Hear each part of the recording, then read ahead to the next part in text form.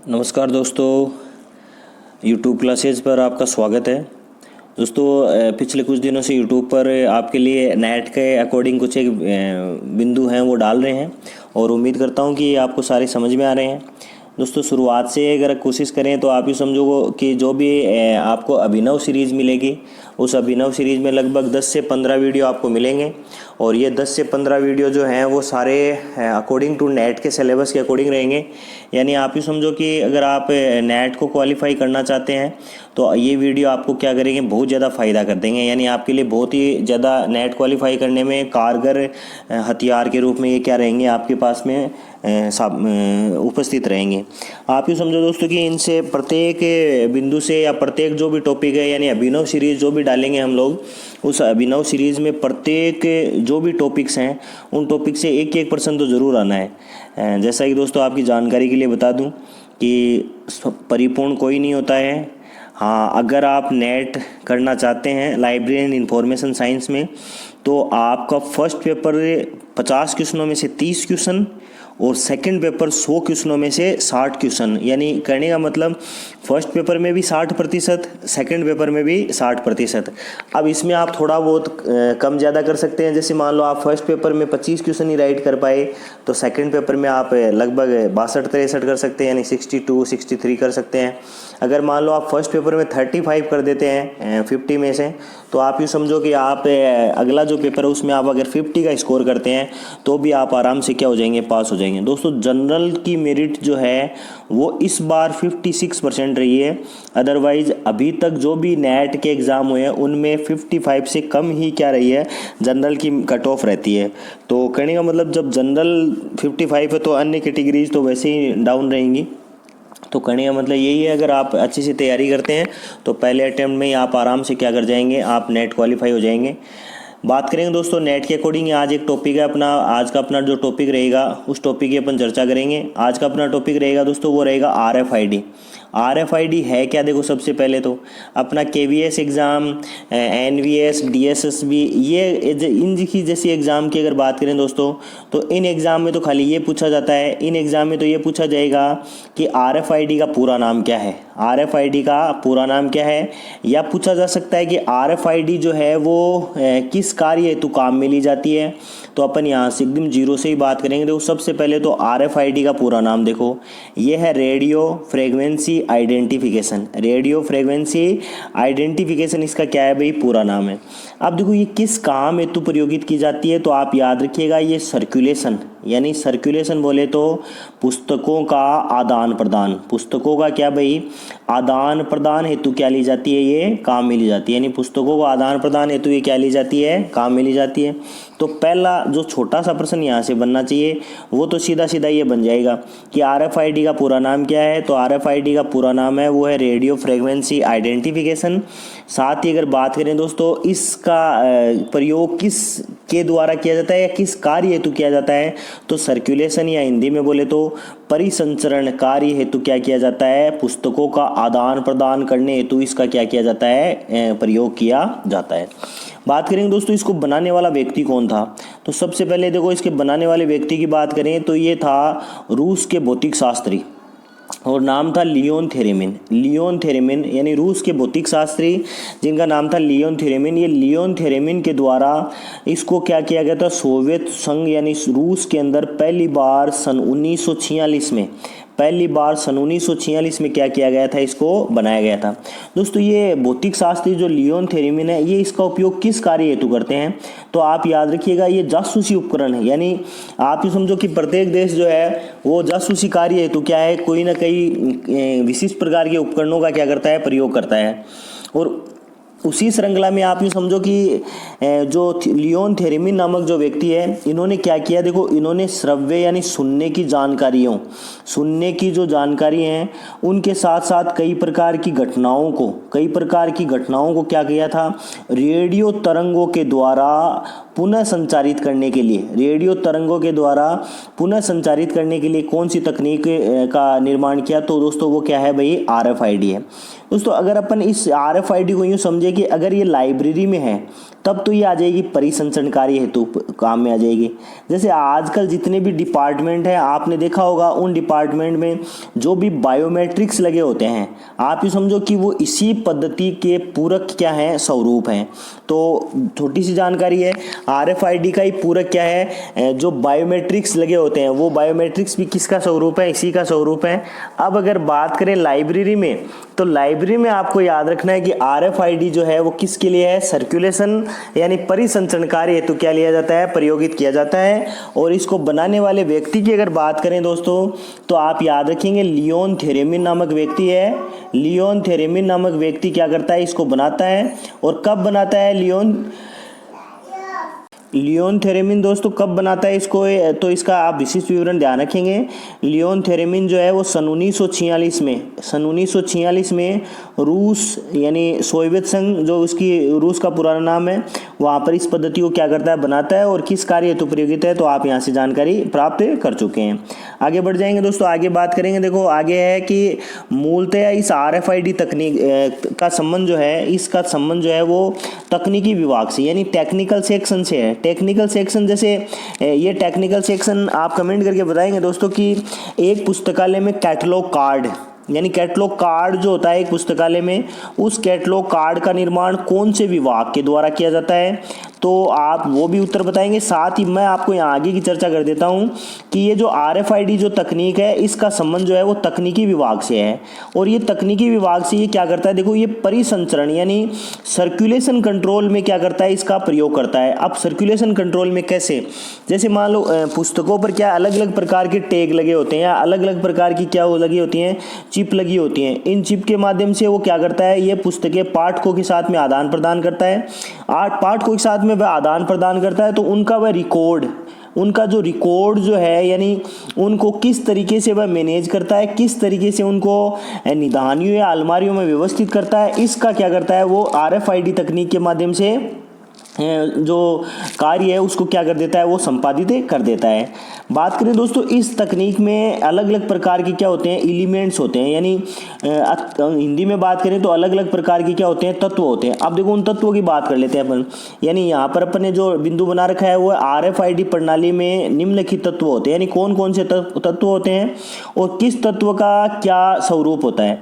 जैसा कि देखो आपने देखा होगा कि मान लो इस प्रकार एक लाइब्रेरी में अगर कहीं आप विजिट किए तो आपने देखा होगा कि एक लाइब्रेरी है और इस लाइब्रेरी में क्या एक पुस्तक है। ये पुस्तक का ऊपरी भाग है, ये पुस्तक का क्या है भाई, ऊपरी भाग है। और ये इसकी क्या है, रीड है। ये इस पुस्तक की क्या है भाई, रीड है। रीड बोले तो स्पाइन, या आप यहाँ से ले लो कि पुस्तक का वह भाग जो क्या करता है, इसको दोनों को जोड़ के रखता है। अब यहाँ पर क्या लगा दिया, टैग लगा दिया। ये तो कब था, जब कोई ट्रेडिशनल लाइब्रेरी थी, यानी जो ऐसी लाइब्रेरी जो ऑफलाइन लाइब्रेरी थी जहाँ पर पूरा काम जो है वो कागजी या रजिस्टरों के माध्यम से किया जाता, वहाँ पर एक टैग लगा दिया। टैग पर कोई संख्या लिख दी और संख्याओं के माध्यम से क्या कर लिया, रिकॉर्ड रख लिया। ये तो था परंपरागत लाइब्रेरी। लेकिन आज की लाइब्रेरी में बात करें तो आज की लाइब्रेरी जो है वो सारे ऑनलाइन है। अब देखो यहाँ पर इसमें जो RFID तकनीक में जो सबसे पहला एलिमेंट्स है, यानी RFID का जो सबसे पहला एलिमेंट्स की अगर अपन बात करें तो आप इसको यूँ शामिल करो। देखो सबसे पहला है वो है RFID टैग्स, RFID टैग। अब ये टैग होता क्या है तो उसकी अपन चर्चा कर लेते हैं। देखो ये टैग जो होता है दोस्तों, ये है क्या मूलतः, तो आप याद रखेंगे टैग जो है एक छोटी सी क्या होती है, चिप होती है, जिसे पुस्तक के अंदर के कवर वाले पेज पर क्या कर दिया जाता है, लगा दिया जाता है। छोटी सी चिप है और कहाँ लगा दी जाती है, तो पुस्तक का जो कवर पेज होता है वहाँ पर क्या कर दी जाती है, लगा दी जाती है। यानी RFID तकनीक में यूँ समझो कि ये पहला एलिमेंट्स है, पहला क्या है भाई, तत्व है। उसके बाद में होता है रीडर्स। ये एक इलेक्ट्रॉनिक उपकरण है और उसको भी क्या करता है, उसी तरह से चिपका दिया जाता है जैसे टैग लगा होता है ना, वो ठीक उसी के माध्यम से क्या करता है, इसको भी उसी के माध्यम से वहाँ पर लगा दिया जाता है। ये क्या करता है, देखो ये अपनी रेडियो फ्रीक्वेंसी के माध्यम से पढ़ पाने की क्या रखते हैं, क्षमता रखते हैं। यानी कहने का मतलब जैसे अपन मोबाइल फ़ोन से बात करते हैं तो अब किसी प्रकार का तार या कनेक्टिविटी तो अपने पास नहीं रहती, लेकिन अपन रेडियो तरंगे या जो आकाश में जो फ्रेक्वेंसी जो पाई जाती हैं उनके माध्यम से अपन एक व्यक्ति से दूसरे व्यक्ति से क्या कर पाते हैं, बात कर पाते हैं। कहने का मतलब बीच में अदृश्य इस प्रकार की फ्रेक्वेंसी मौजूद होती है जो कि क्या करती है, अपने को एक व्यक्ति से दूसरे व्यक्ति के माध्यम से जो कम्युनिकेशन का यानी जो संचार का जो विवरण है उसको प्रस्तुत करती है। वो का वही स्वरूप यहाँ क्या है भाई, रीडर करता है। और किसके लिए करता है, तो वो RFID के लिए करता है। साथ में देखो एक एंटीना लगा होता है, ये एंटीना भी क्या करता है, तो ये टैग और रीडर्स के बीच में यानी जो टैग लगा वो और रीडर्स के बीच में संपर्क स्थापित करने का क्या है भाई, एक माध्यम है। दोस्तों पहले अभी जैसे शुरुआती चरणों में जब BSNL जो कि भारत की एक बड़ी नेटवर्क संचार कंपनी है, आप दोस्तों कमेंट करके बता सकते हैं। वैसे तो लाइब्रेरी साइंस में ऐसा नहीं आया हुआ है, लेकिन कुछ एक बुक्स में दिया हुआ है BSNL की स्थापना कब हुई, तो आप हमें कमेंट करके बता सकते हैं कि BSNL का पूरा नाम भारत संचार निगम लिमिटेड है और इसकी स्थापना कब की गई। दोस्तों MTNL और BSNL दोनों ही बड़े स्तर पर क्या करते हैं, भारत में कार्य करते हैं। वर्तमान में दोनों की स्थिति क्या है, बड़ी दयनीय है। किस माध्यम से है, किस माध्यम से नहीं है, इस पर अपन चर्चा नहीं करेंगे। अपन की एक ही बात करेंगे, जैसे पहले लैंडलाइन फ़ोन आया करते थे। लैंडलाइन फोन जो होते थे वो एक तार के माध्यम से क्या रहते थे, जुड़े रहते थे। अब वो तार के माध्यम से जुड़े रहते थे, उनमें कई होते थे संचार कम्युनिकेशन के लिए मोड बने होते थे। किसी प्रकार के अन्य जो विशेष प्रकार के जो तार या वो नोड के माध्यम से धारा को प्रवाहित करते थे और अपन क्या करते थे, अपना कम्युनिकेशन जो है यानी संचार है यानी बातचीत जो है वो कर पाते थे। उसके बाद में अगर बात करें दोस्तों, तो इसी प्रणाली में दूसरा स्वरूप आया, यानी लैंडलाइन फोन तो रहे लेकिन उनके साथ में एक एंटीना लगा हुआ रहता था। खासकर वो एंटीना क्या करता था, वो भी नेटवर्क की फ्रीक्वेंसी अपने में क्या करता था, स्टोर करता था या अपने पास संग्रहित करता था और उसी के माध्यम से क्या होती थी, फ्रीक्वेंसी जुड़ती थी और कम्युनिकेशन का स्वरूप क्या हो जाता था, बन जाता था। आज भी दोस्तों जो देश के जो सेना है या देश के जो पुलिस कर्मचारी हैं जो वर्तमान में अपना कार्य बहुत ही बखूबी और शानदार तरीके से निभा रहे हैं, वो उन लोगों के पास भी वायरलेस जो भी होते हैं वो भी अपना सर्वर जो है वो एंटीना या फ्रीक्वेंसी के माध्यम से क्या कर पाते हैं, प्राप्त कर पाते हैं। उसी कड़ी में आगे बढ़ जाते हैं दोस्तों। इसका चौथा एलिमेंट है, चौथे एलिमेंट की अगर बात करें दोस्तों, तो इसका चौथा एलिमेंट है वो है सर्वर। यानी सर्वर क्या है, तो आप याद रखेंगे सभी तरह के RFID तत्वों के बीच में संचार गेटवे का कार्य कौन करता है भाई, सर्वर करता है। यानी सबको एक साथ जोड़ने का कार्य करता है और ये क्या करता है, देखो इसके द्वारा पुस्तकों के आदान प्रदान हेतु सूचना का जो डेटाबेस जो है उसको क्या किया जा सकता है भाई, आसानी से प्राप्त किया जा सकता है। दोस्तों यहाँ पर देखो दो तीन छोटी छोटी चीज़ें हैं, जैसे ये एक अपने सिलेबस में है DBMS। तो देखो आपको याद रखना है DBMS होता क्या है।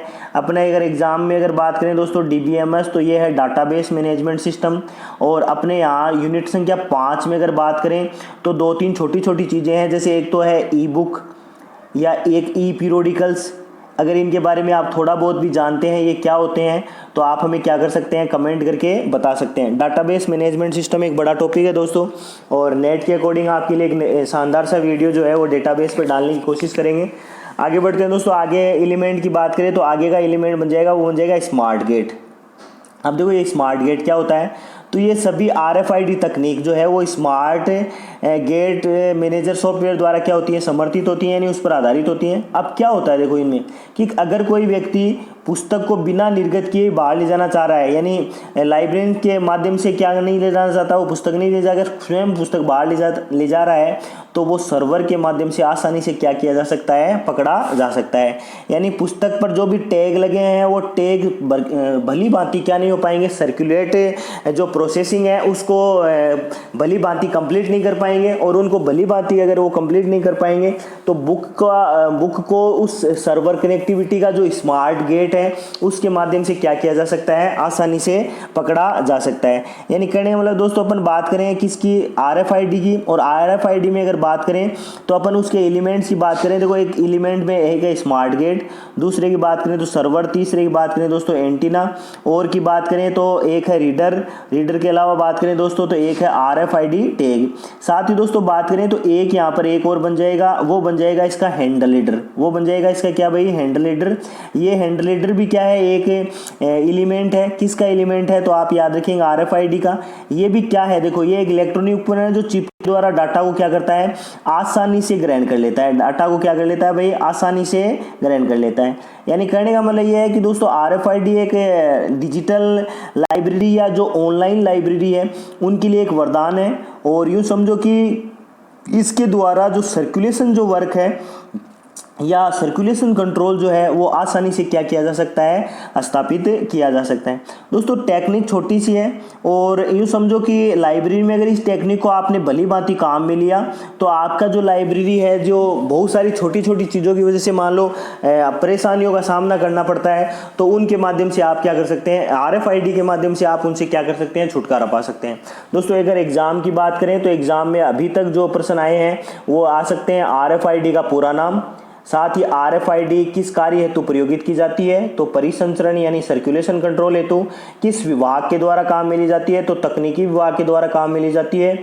और साथ ही बात करें दोस्तों तो इसमें कितने एलिमेंट्स होते हैं या कितने तत्व होते हैं उनका प्रश्न भी यहाँ से पूछा जा सकता है। साथ ही लियोन थेरेमिन का नाम भी एग्जाम में आ सकता है, तो ये आप सारे जो नाम है वो याद रखेंगे।